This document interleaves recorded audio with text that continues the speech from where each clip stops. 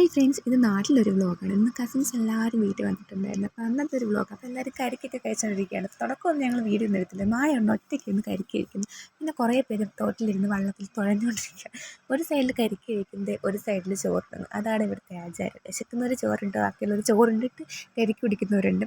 ഇത് മഞ്ജു ഒറ്റയ്ക്ക് ഇരുന്ന് കരിക്ക് കുടിക്കുക. ഇത് എനിക്ക് വേണം, ഇത് ആർക്കും തരത്തില്ലെന്ന് പറഞ്ഞ് അവൾ എടുത്തുകൊണ്ടിരിക്കുകയാണ്. അപ്പോൾ ഞാൻ പറഞ്ഞു, യൂട്യൂബിലിട്ട് ഇതിനെ നാട്ടിക്കുന്നത്. ഈ കുരുക്ക് വെള്ളത്തിൽ നിന്ന് കയറുന്നേ ഇല്ല. 24 മണിക്കൂർ അതിനകത്താണ് അവൻ.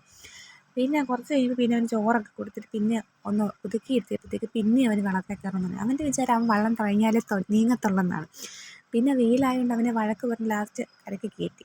ഇതാണ് പുറകിലത്തെ പാടമായിരുന്നു അവിടുത്തെ. ചുമ്മാ ഇതൊക്കെ എടുത്താണ്, എന്തിനാണെന്ന് പോലും എനിക്കറിയില്ല. ഞാൻ പിന്നെ മായോട് പറഞ്ഞ് എനിക്കൊരു കരിക്ക് തരുമെന്ന്, ഞാൻ വ്ളോഗിലിടാമെന്നൊക്കെ പറഞ്ഞ് അവൾ എനിക്ക് കുറച്ച് കരിക്കൊക്കെ കിട്ടി.